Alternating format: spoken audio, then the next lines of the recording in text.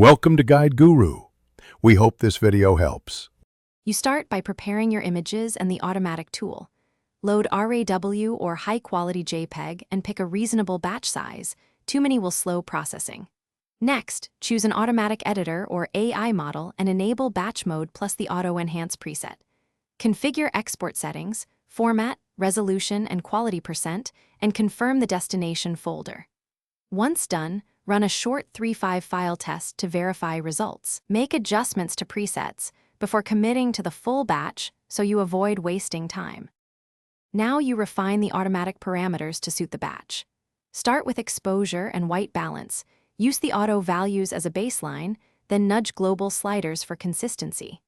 Enable noise reduction and sharpening, but dial back intensity to prevent halos or plastic skin. Apply lens correction for distortion and vignetting.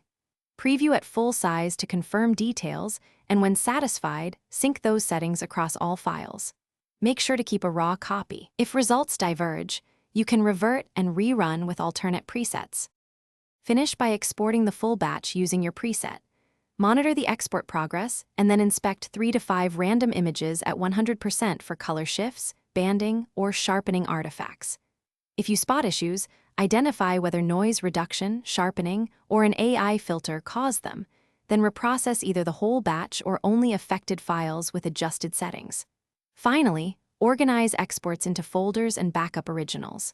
If things go wrong, reduce sharpening or disable the offending AI filter, and rerun a quick test batch before finalizing. Thanks for watching. Consider subscribing if we helped you today.